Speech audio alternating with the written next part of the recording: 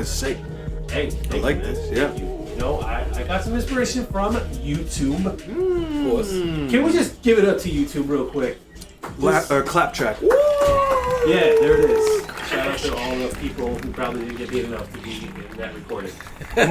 There's so much canned content on the internet of just like random stuff somebody recorded and said, you know what, somebody might need this one day. And here we are. Have you seen X-Men First Class? X-Men First Class, the movie with, yeah, I have. Okay. So I'm sorry, it really took me a second. I brought up the Hollywood rule that the black person dies first because it is, unfortunately, I don't condone it. Obviously, I have a reason not to condone it. There's a hero, named Darwin, who, can you guess his powers? Charles Darwin. So I'm going to put that together, Eddie. Thank you. Okay. I'm not gonna say he evolves based on the danger he's in. To the point where in the comics, he fought death. So that death is in the Marvel comics and literally is like a person. It was a she, and she'd just kill you. He fought death. Evolved to become death and killed death. He killed death. Yes, that's how powerful. Damn. He's dumb powerful. He doesn't die. Wow. But tell me why they took the Hollywood rule so far to make him die first. What? So not only can he not die in the comics, they killed him first in the movie. Wow, man. See, completely nerfed his powers. Nerfed to the ground, literally. Because that's his only power, to not die. And they're like, nah, you don't got that. See, watch. I'm going to write it better. First of all, don't have him die first, because that's crazy. Make him seem like he's not going to die. So then you have this expectation. Then when it gets to the point where you're like, all right, we need to write him off, instead of killing him, you make one of his evolutions, make him be, immobile, right? Where it looks like he's dead. Like maybe he turns into like solid adamantium, or what's the other metal in Marvel? Vibranium? Vibranium, right? And he can't move for the time being, and he looks dead. He looks dead, right? So as a viewer, you think he's dead, and you're like, damn, I thought he wasn't gonna die. And you have this whole like, whoa moment. But then he comes back later. Right? Isn't that a better right than just having him die first? You know what? Given the background that you gave us on the character, yeah, that would be a lot better.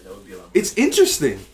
It's interesting to see this character. You're like, oh, I thought he was dead. And instead of bringing, like, a lot of times movies will bring back characters that died and they shouldn't have been brought back. Yeah. Like, this happened on Arrow. Like, they had this thing called, like, Mirakuru, which is, like, miracle water. Okay. And they would just bring people back to life. That's whack. But something like that makes sense. And it's interesting. Come on, Marvel. Hire me as a writer.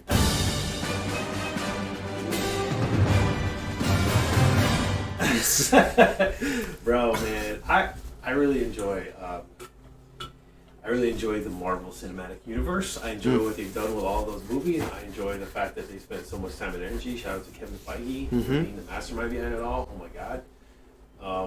He's kind of one of those dudes who like he knew his lane. Yeah. And he was like, this is my shot. For all the nerds out there, I'm gonna do it right, you guys. And he did, man. Like he really went all in. And granted, you know, like as Hollywood does, you have to take creative liberties to make stuff interesting, because not everything, like the toning down of the powers, right? Because like so many like comics are like out of this world powerful, like break all the laws that we understand and know. Like you can't make a movie where somebody's like literally invincible, right? You know, like you gotta give them a little bit of hurts, you know. But the comics are just like, nah, bro, this guy literally could evolve into death. Yeah, evolve into death, right? Or like, I mean, the amount of times that like you know, I mean, they that's the beautiful thing about, like, I'm not a big, like, super comic nerd, but I've been around enough nerds to kind of pick up stuff along the way from them, you know? So, like, the difference between Spider-Man and Ultimate Spider-Man, or The Amazing Spider-Man, right? The different lanes of, you know, okay, what if we gave this character to, you know, John Smith over here, see what he can do with this character. And then, oh shit, he drew it completely different. He put a different spin on it, you know, or like Miles Morales. what, Spider-Man, really? A Spider-Man of the people? Mm-hmm. What? You know, like I don't know, just stuff like that. So like again, I don't consider myself an expert by any stretch of the imagination, but certainly I do admire it. You know, admire it in like video games. Yeah. Right. Like I feel like that's where like a lot of my exposure to that universe was like video games are first. Yes. But not like direct. I'm reading a comic book. You know. Right. Right. Did you collect stuff? Have you collected in the past? Like you currently collect? In the past, yeah. My uncle was huge into comics. Like, I just watched Eternals with him. Haven't seen it yet. You haven't seen it? It's on deck. We just haven't gotten around to it because the reviews have been a little sketch. It's worth the watch. Okay, yeah, I feel like as a fan, I'm obligated to watch it, right? Like right. I don't have a choice. I have to watch it. Yeah. But yeah, long story short, my uncle was huge into comics. His favorite comic was like the Guardians of the Galaxy. I don't know what issue it was, but with Thanos, the Infinity Wars. Okay. He loved that, and like he actually didn't like Infinity Wars the movie, but I think he felt it was redeemed in Endgame. Anyway, he got me into it. Wow.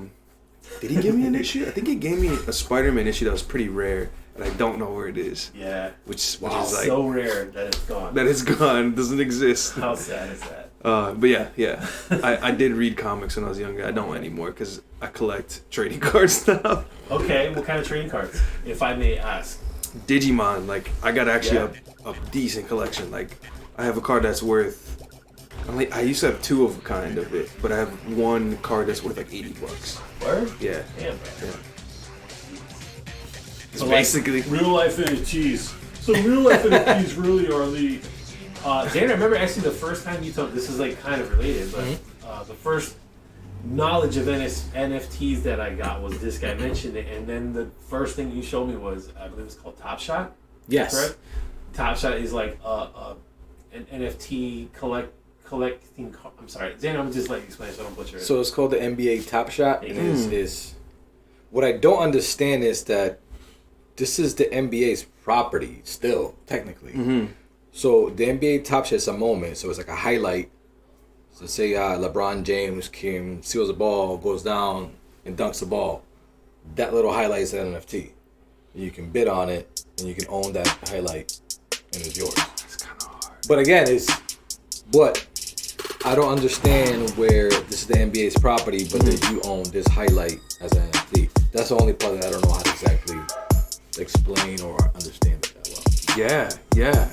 I don't know either because there's two problems with it. There's the problem of when does the NBA like come in and be like, okay, you just outright can't sell that anymore. Yeah. Right. Or the exclusivity of it, because then what prevents someone else from selling the same highlights? Mm-hmm. You know what I mean? Mm-hmm. If the NBA owns it, right? Because say the NBA is like, yeah, you can go do that, but then everybody can sell that highlight because it's not your property, it's the NBA's property. Yeah. So there's those two problems. But I think what is going on is the Topshot. It's kind of like, I'm trying to think. I mean, it's kind of like selling coffee, right? Like, coffee is not owned by anybody, or like maybe it is, right? Whoever patented the chemical, coffee. Mm-hmm. right, Big coffee. But you can have Dunkin' Donuts or Starbucks or Monsoon or any type of coffee you want. I think that what's happening is Topshots is like the prime one. So yeah, you can go have your Dunkin' Donuts coffee, but is that really coffee? No, you want to go have X coffee shop's coffee. Do you get what I mean? Yeah. And by the way, whoever's listening to this, I'm sure you guys know a lot more about this. Right. How NFT works. I don't know shit about neither. this. I just Google that. Very superficial about it, but that's what I know about it. I just know it's like pretty much a little highlight clip. It's an auction. You buy it with ETH, and then it's yours, and you can resell it. Basically, the cool thing about this is that once you own this, even when you sell it again, you are still going to get money. No matter how many times that's sold, you're going to get a cut every single time. It can be sold 1,000 times, you're going to get a cut of 1,000 times. That's pretty cool. Right. That's the part that I really like about it. Pretty cool. And right now, a lot of people don't get them. They don't understand. This is just a piece of art, they thinking. Or even, not even that, they're just thinking, this is not even art. This is pixelated bullshit, or like it can be a lot. Even it was a rock. Even a rock was an NFT and it sold for millions. But what's happening? What happening is that when the metaverse starts, that's when the real value is gonna come with NFTs. So you can bring them into the exactly because that's where the real flex comes into play. Because how exactly are you? What's the point of having them? Because somebody really cares. But when you go in there, that's your BMW, that's your mansion, that's whatever it is you like. I said, but we put value into it. So you want to get them now, and once you go in that metaverse, like again, we don't know what the metaverse is gonna be yet. We just think we know. We don't really know. But the NFTs are gonna play a big factor into that in the metaverse. So going back to Eddie and your collection currently. Would you say like your like long-term goal is like building a library of things that are valuable to you, or is it just like I'm really trying to unpack this for myself because I'm not really a collector of that per se. I collect things that I plug in for some odd reason. That's cool. I just happen to have a lot of that, but like it's not like the same, right? It's not the same as like a piece of art, or a piece of like here's a character. Like characters to me, like I'm gonna go. My best analogy, I guess, or similarity would be something like video game characters that I'm fond of. A Solid Snake, if you will. Gabe Logan from Sci-Fi Filter, if you're that. Whoa. Yeah, thank you. Okay. That was a deep cut, you guys. That's hard. In case you guys know. Sam Fisher, Mario, right? I could go on and on. Altair from Assassin's Creed. Like cool characters. I'm like, wow, like cool story and cool background, cool powers. So the same is true with like with the collectibles and like the cars and the characters that are represented there. It's like they have an identity. They have evolutions. Yep. They have powers. They have limits. Like it's all of that, but like in a tangible thing that you can hold, and that's the part about cards or collectibles in general, because people have been doing this for years. Right? Yeah. It's not like it's unique to like Digimon. Magic the Gathering. Oh my god, yeah. That, like I mean, so many years. Baseball like, cards. Yeah. So I mean, what like help me understand that universe? Like honest question, honest olive branch extension, if you will. Yeah. Man, I'm trying to like not make my answers winded, but please do. The nature of this question is right. The nature of this question is like I have to make it winded so you guys get it. Yeah. But there's like two parts. So I collect like music and pop culture artifacts too, because eventually when I get older, I want to have a studio that, on your way to the studio is also kind of like a museum. You get to like see these things I collected because I have some cool shit. This is a good segue. Yep. I have this, man. This is the Kanye West x Kano Yeezy Tech Stem Player. You can zoom in on that. That's pretty sick. I wish I could. I will. It's gonna be pixelated. It's gonna be pixelated as shit. Let's do it put again. That thing up. Let's really just. There it is. Look at this high quality image we have of this. Wow. Can you believe that? Okay, Eddie, unpack it for us as much as you know. About this? Yeah. Just let's have it. He worked with a guy named Kano, who I truthfully don't know enough about. I know he's a tech guy, which is really cool. I know Kanye has been trying to build this like. Pass it to me real quick. Yeah. Yo, touch it too. Like it feels good. Kanye has been trying to build this like. I can't think of anything like it. So the only reason why I know what he's doing is because I wanted to do the same thing. He's like so. Sorry. Let me preface really quick. When the pandemic first started, and it was really easy for the average person to kind of get involved in like, say civil rights and stuff like that again, I was like, man, like I can do something with this time. And at the time, it was like a perfect storm. I don't know what happened to it. There was a piece of land in Georgia that was humongous, selling for like $1 million, which sounds like a lot of money, and it is, but not for a piece of land. Like I'm talking like it was a huge piece of land. Huge piece of land, and I was super genuinely attempting to buy this land. I called the people, like I was so close. I was really close. I what's the word? I had counsel from a few friends, and I wanted to build like. I don't know if you guys know about like Tulsa, Oklahoma, like Black Wall Street. Yes. Yeah. Not well enough, but it does ring a bell. So that's kind of another story. Yep. So I'm gonna try to cap it here. Yep. I wanted to build essentially something like that would build into it would be built by people of color, but not just for people of color. I really wanted like this like place where we can talk about things, learn things, like more free. And granted, that was like huge, but I at least wanted to buy the land. Anyway, Kanye is trying to do a similar thing in... The ranch is in Wisconsin. Okay, cool. So it is Wisconsin. Yes. Cool. Is this where Wyoming. Thank you. Wyoming. That's even further. Yes. Closer to Cal. Closer to Cali. Wyoming. So he built a ranch there. Yeah. So he has the land. And he's been kind of slowly incorporating these people. So like fashion, music, obviously, and tech. So from my understanding, I'm not Kanye. I don't know him personally. Kano was one of those people. Okay. Sorry, that was super long-winded. No, but it's fine. That's the picture that I'm painting. And this is his first product with this man. And it's actually pretty crazy. I still don't know the limits of it. But even at face value, it's not even like the stuff it does at face value is not too different from an MP3 player. Mm-hmm. But the potential, the ramifications of what it's saying you can do is crazy. So if you know anything about stems are just different parts of the song broken into different instruments, basically. So there'll be one stem that's all bass. There might be one stem that's all drums. There might be one stem that's all high-end, like chorus, vocals, background vocals. These look like they're the drums because they're pulsing. Let's see. Yep, cut out the drums. Cut out his vocals. Cut out that synthesizer.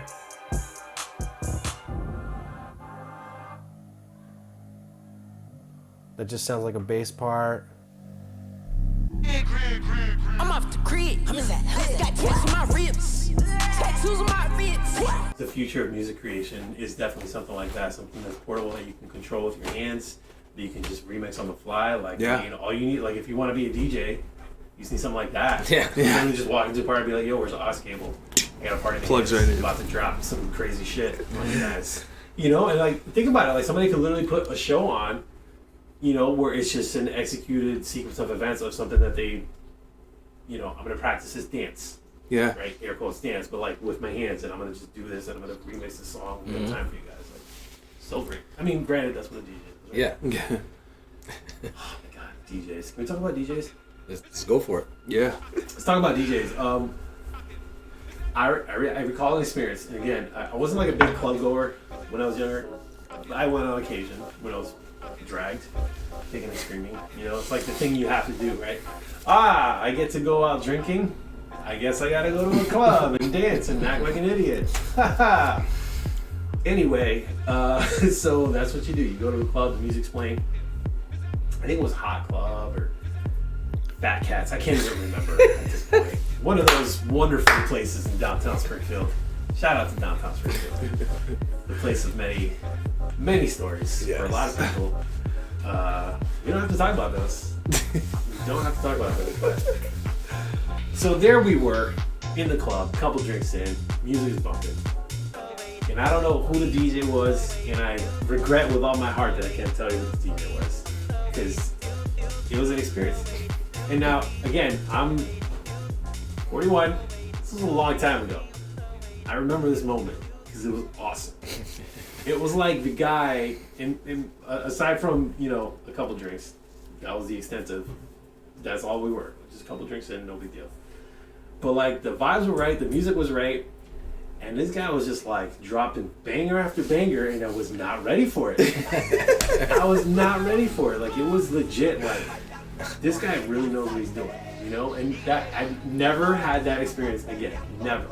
Nobody has been like that on point. Like I don't know.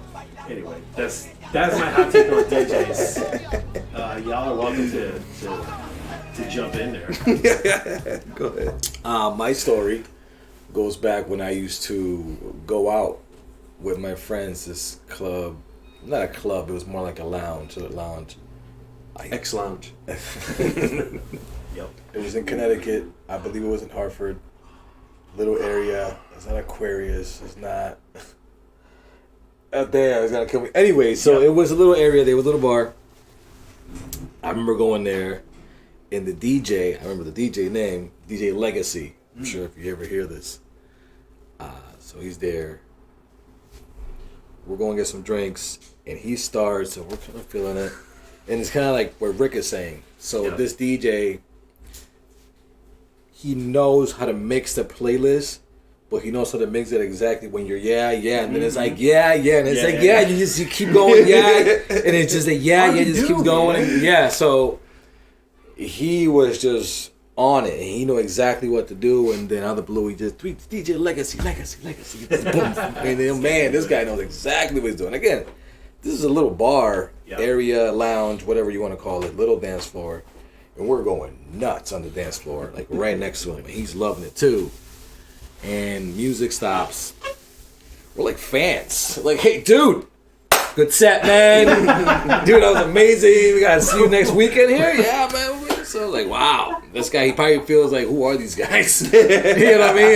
I was just working on my set. Oh my gosh. But we were like, yeah, man. So next week we went there, he was there too again. Legacy. It was like, yeah. That's awesome, man. Yeah, that's awesome. So that's my story. So you guys were groupies. You guys hey man, he was a great DJ. He always knew exactly what to do with the ones and twos. So that's cool. It was a good time. It's so hard to do. Like I have so much respect for those guys, because it's like they figured out the formula to like whatever vibe needs to happen, right? Like the correct sequence of events. You know, just when you thought you were at the height of what you were going to experience that night, they go and drop another banger.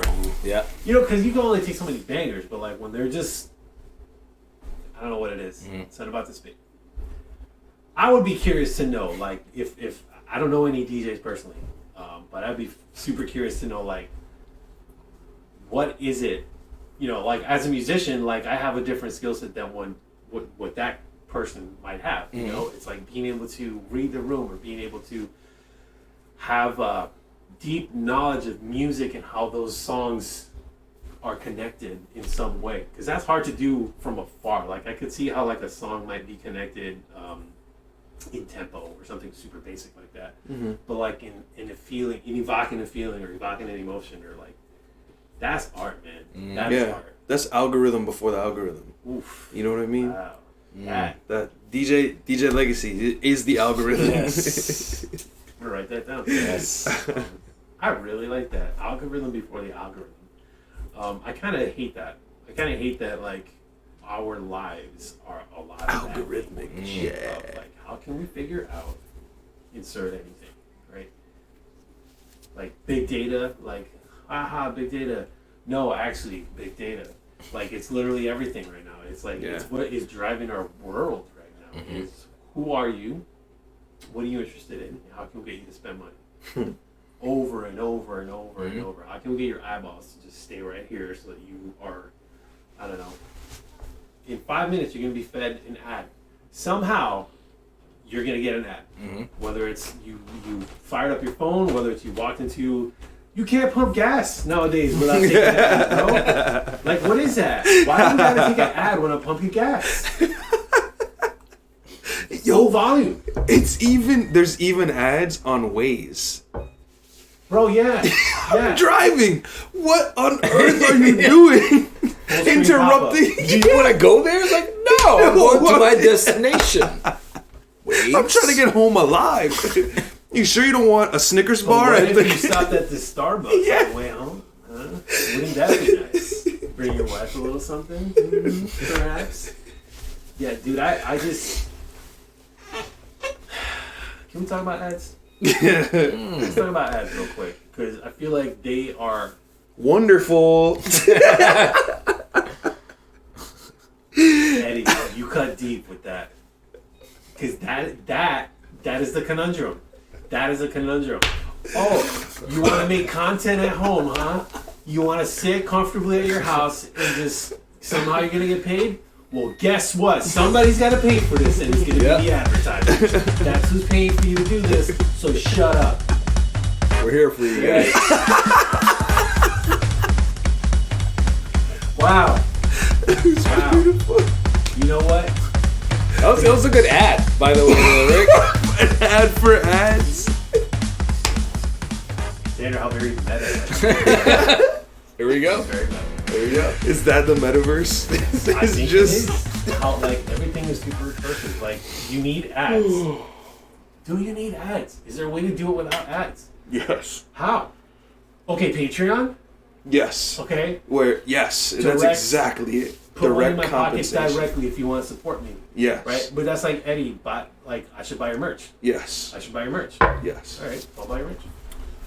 I mean, that's what we Zero have to- ads Yeah, necessary. there you go. You just directly put money in my pocket, and we'll just keep doing dumb shit like this. I don't know. Think about how many people have to shill for stuff. Like, Yeah. there's a lot of really good shows out there on the internet of people putting in work. People did their research. People delivering. Like, Xander put me onto this dude, as he often does. Man, YouTube is just an infinite world of stuff. But whatever. One of a million trillion people on YouTube. Wow, what a resource. For free. It's just right there for you. It's, boom, just hit play and just take in all this knowledge. I love it, man. Like, what's not to like? So, yeah, let me... Value for value, like game respect game. Did you learn something? All right, well then hit that like button, hit subscribe. Like that's how the stupid robots are like. Oh, you want to watch more, huh? Well, I guess I'll feed you more. Like here you go. Here's another video from that guy you like. Yeah. I mean seriously though, man, I hate the machines, but like they're here whether we want them to be or not, right? Yeah. So what do we do about them other than like figure out a way to like leverage? Is that what we're doing? Are we leveraging the robots? Unplug them. Man. I've watched iRobot. I know what happens. Yeah, iRobot. It's an okay movie. I don't love it. Have you seen iRobot? I have. Okay. And again, and that's kind of what you just said. Unplug. It's slowly but surely we're moving away from the physical life. Yeah. Like what we are. We're just kind of.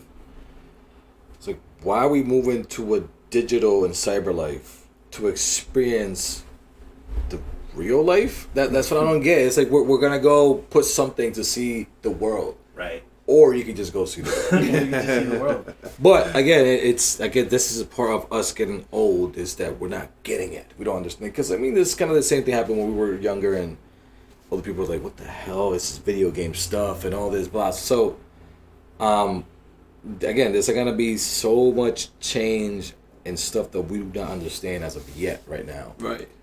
That it's gonna be crazy. This whole metaverse and thing we're talking about right now, and NFTs, we don't really know what they are at all yet. Yeah. But they're on their way, bro. Yeah. Like whether we want it to be. Or Yeah, they're here. Full They're steam definitely ahead. are here. But yeah, I think we're slowly moving away from it. So, like you said, sometimes we just have to unplug Yeah. and just hard to do. do these things here ourselves. And the one thing I also want to touch is, one thing I noticed that I don't do as much myself, but I do use the phone often. But when it comes to just experiencing certain things in life, it's okay to record snippets, a clip, something. But I know that sometimes people just literally just have to record the whole thing. Yeah. And you kind of forget that you're there. Yeah. When are you gonna put that phone down and let me enjoy it now? It's like, oh, look at this, and then it's like, guys, you see this? Oh my God! And it's just there. It's like, what? I mean, I get it. You want to show people where you are and whatnot, and that's what I'm saying. Like, when do you unplug? Like, people don't necessarily have to watch and see everything you do at all times. A snippet, a little piece here and there is cool, but when do you unplug? I don't know how you are when it comes to, we're talking about social media. Yeah. When do you unplug from social media? Because that's hard for me too. I deal with that every day. Yeah. Because I could be on the phone, on Instagram. Next thing you know, I'm in there for an hour. And I was like, what did I just do? And I didn't know what I did. I didn't really learn anything. It was just, I was on Instagram because I wasn't really doing much and I was in there.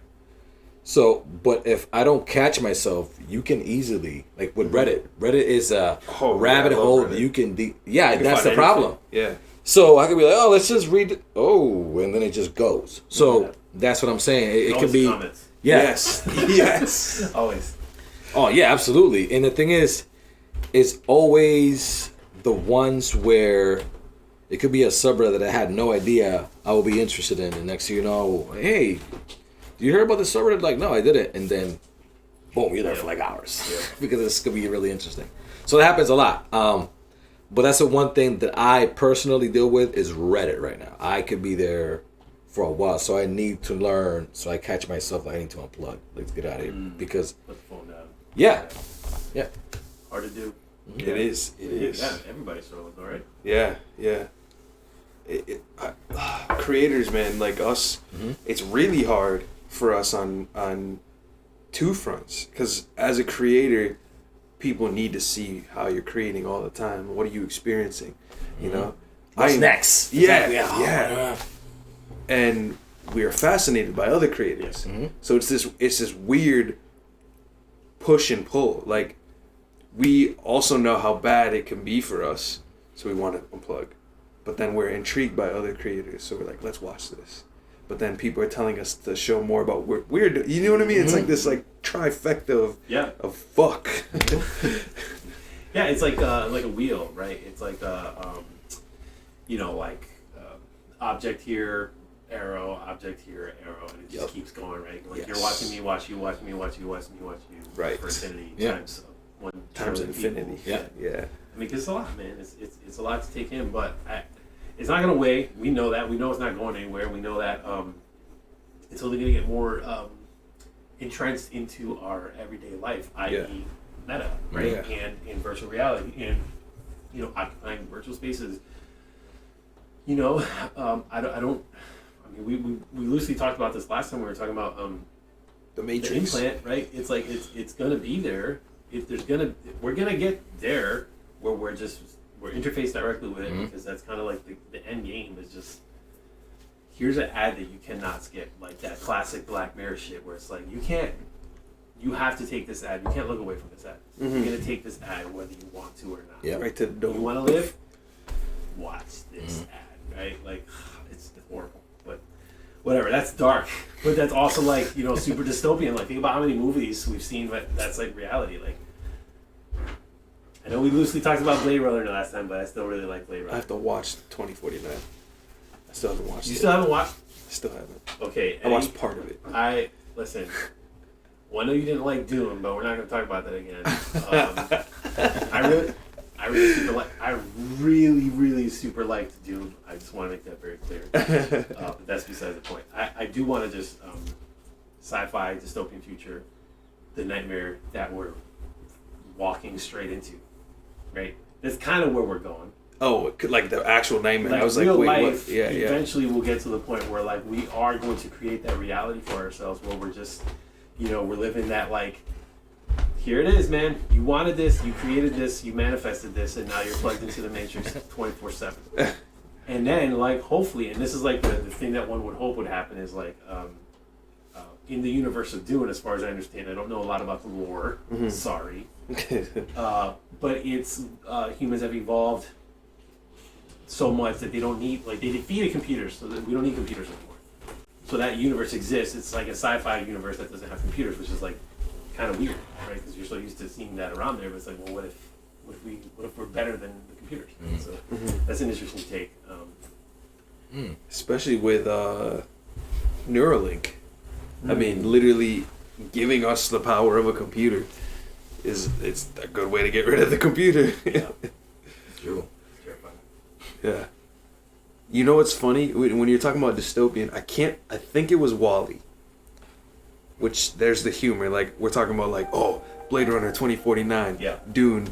WALL-E. Yeah. But I think it was WALL-E where the moon had ads. Am I correct? Oh my gosh. You know what I mean? Like, It's you been a look while, up in because space. You took an ad on the moon. Yeah, just to look up. Just to look up. I'm pretty sure it was WALL-E. There was something I watched, and I was like, damn, this sucks, because it could happen.